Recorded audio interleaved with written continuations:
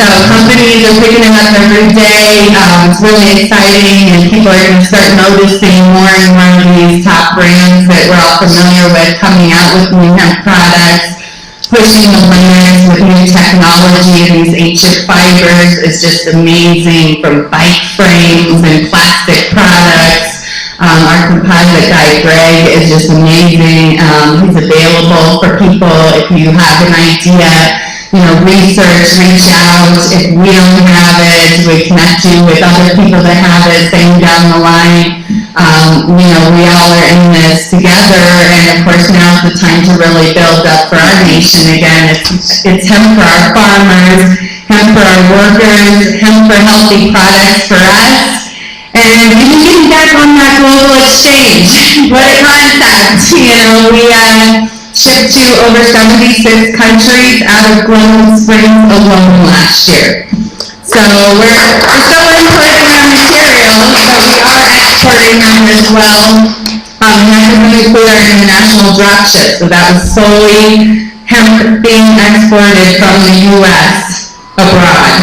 And when people mention, we're the only industrialized nation, we're the only civilized nation as well that doesn't allow the cultivation of hemp. And of course, what a lot of people don't realize is hemp's been growing wild all over our country ever since the Prohibition. We've got Amish communities that grow it. We've got Native communities that grow it. It is out there and it hasn't been disturbed. And now it's time to bring it to fruition for the rest of our communities and our healthy products. So, we're really here today to not only offer materials for people to build their products out of and encourage Made in the USA with our imported hemp. Unfortunately, hemp textiles is going to be one of the last things on the list to focus on in the United States. We don't have any natural fiber processing left in the U.S. It's all synthetic and cottonized equipment. Another thing is when you're looking at that hemp plant, 80% of the plant is that stalk, but only about 10% of that stalk is that exterior ribbon that contains the fiber. When you start breaking down your fiber, only about half of that 5% is a textile grade fiber. So it's going to take an awful lot of farmers growing an awful lot of hemp to finally have enough fiber to justify a state-of-the-art textile facility again. And we really don't want to always utilize what we have just to get this off the ground. We don't want to see hemp going to making viscose and depleting the purpose of what we're trying to achieve with healthy products. And it does happen. It's very common with bamboo. Federal Trade Commission's now in a lawsuit against all companies falsely marketing bamboo as natural, not even organic, but natural.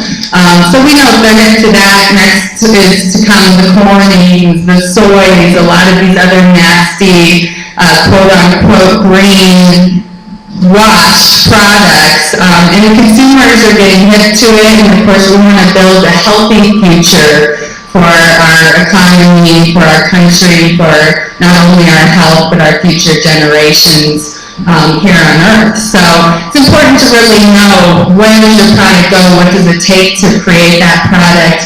We've got a sustainable, biodegradable transparency rating where it walks you through the entire process. So we've worked directly with the USDA Biopreferred Program, helping to really key down really what is the bio-based material in that end finished process completed product, and it's gone through all these phases.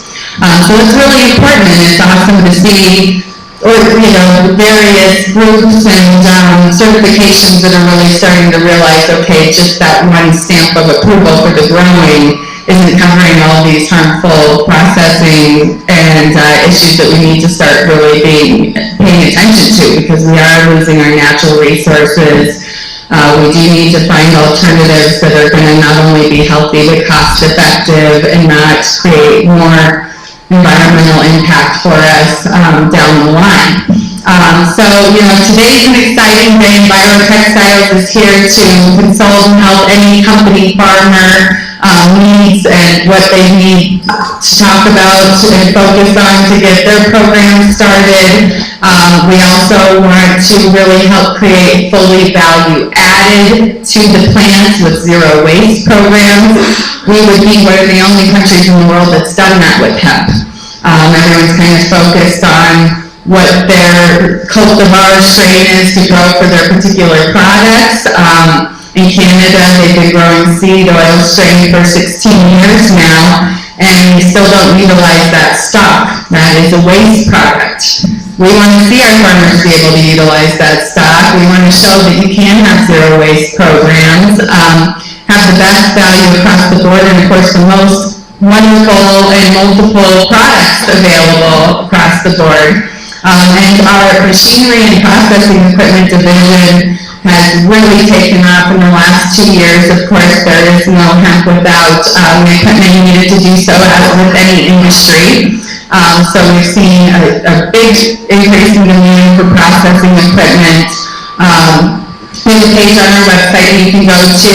It's important to have an idea of what you want to focus on, or have an idea of some people you've talked to that are going to want to have that end product, to have at least an idea of what you're looking at, to have an idea of what kind of equipment you're going to need. We get a lot of calls every day from farmers all over the world, especially the U.S. right now, going, well, we want to grow and process hemp. And we're going, okay, well, what do you want to process it into? Well, we want to do that. What should we do? Well, what do you have available out there? What can you start with, and then be able to send those components off to other facilities to complete those products? We reached out to multiple facilities here in Colorado. For example, we've got the big gypsum plant right down 70 from us in Glenwood. And of course, our hemp composites would be a wonderful alternative component in those products, and they are very interested. So we've got to go through their testing labs outside of the state to really identify what material is going to be needed for them, how close can we get it, and then can they take that base product and process it the rest of the way down, or are they willing to implement that in their facility to start offering this? And a lot of these guys are, they've been looking for alternatives for a long time. There are initiatives in place on the federal level that are implementing that products need to start to become a lot more sustainable, multi-purpose, or organic. They're really starting to get it, and we have to. So there's some other big news that I know Colorado Industrial Hemp Company is not going to have the time to come up here with us today. And I believe Jason's got some big news too, because turns out, you guys, the first hemp homes have been confirmed to be built in Colorado this year. And Josh, JP, and Melissa right down here in front row are already mapping out to bring a hemp home to a gentleman that lost his in the fires last year. It's going to be one of the most amazing, sustainable, passive builds, just really bring in all the alternatives and show how you can do it the best in the most cost-effective, efficient way. They're going to have workshops available, and I encourage everybody to talk to these guys to find out how to get involved, do the workshop, learn how to build with hemp, do a little addition on your place with the hemp and not some of the other stuff. We've got it available now. So I look forward to seeing how we're going to go from here, and it's exciting to be in this time and really see what all of you are going to take it to that next level. So thank you.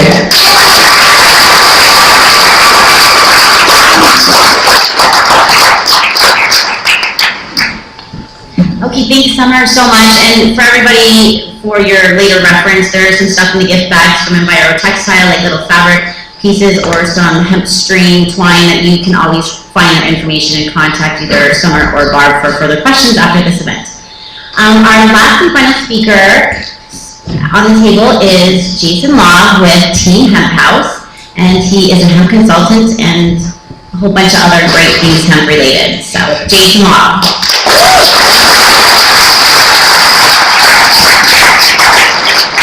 Thanks, Veronica. Thank you all for showing up with us today. I know it was overwhelming the last time we did this. People were hanging out the windows trying to hear what we had to say.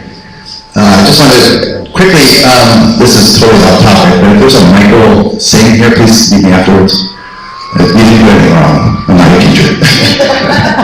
Stan, thanks a lot for mentioning one of the cases that I had to go through, the only case I had to go through, being prosecuted as a patient in 2009. And I'm really happy about the outcome. There is no income yet. So I'm going to be quick. There's a lot to talk about, but everybody else here has kind of hit on everything that we need to talk about. But how do we go from here? So for example, Kentucky already has motion on an oil plant. Hemp Oil Canada, Sean Crew has announced that he's putting a plant in Kentucky, which is really exciting. I know the Canadians are putting in a $30 million facility up there in Alberta. So there's a lot of motion going on right now. There's actually a list of things that are happening, and Summer mentioned a couple of the places locally. We have a lot of infrastructure in the state of Colorado that we can really utilize, whether it's the gasohol plant down in Walsh, if I remember right. You mentioned the OSD plant in Gypsum. By the way, my t-shirt and my jeans are hemp, so if you guys don't have hemp on right now, I encourage you, please at least find a t-shirt. If you're here, I would think you'd be wearing at least some hemp, right? So we really need to move forward. There are a lot of people calling all of us at this point, whether it's farmers, whether it's people who want to have processing infrastructure, production infrastructure. This can range from animal bedding all the way up to car parts and windmill pieces, such as Vestas might become a really good client of some of the farmers out here.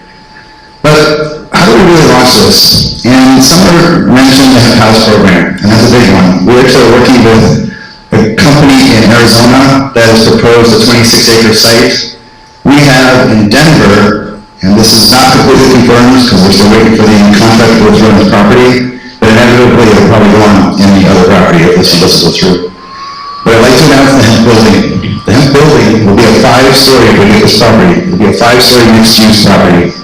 We do have sponsorship on this already from very large companies.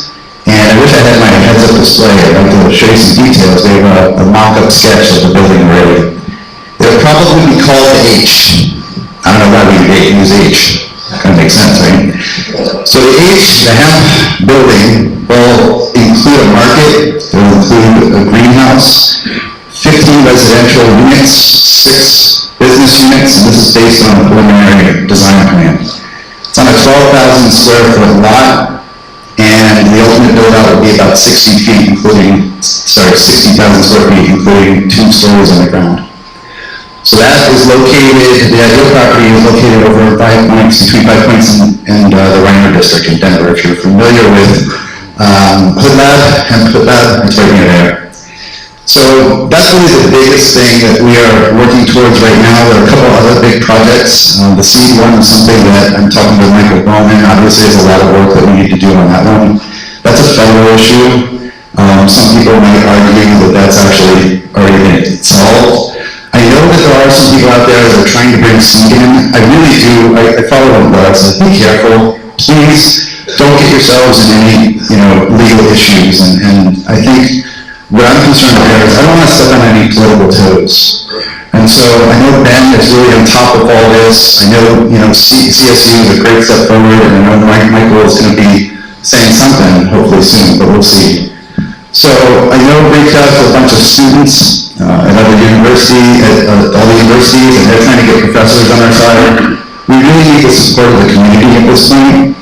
So that said, come join us if you can collectively. Summer is absolutely right. This is really, it's going to work with all of us working together. There have been some mistakes made, as Laura pointed out, like the growing of the indoor research and development really needs to be addressed, as well as the size of the plot, research plots. So those are the political things that, hopefully will get addressed very easily. I'm hoping that Samantha Welch, that's sitting in the back corner on the right here, who is our lobbyist for the hemp bill, also has some information in regards to some of that. But you'll probably hear those things as your amounts along the way. So thanks for coming.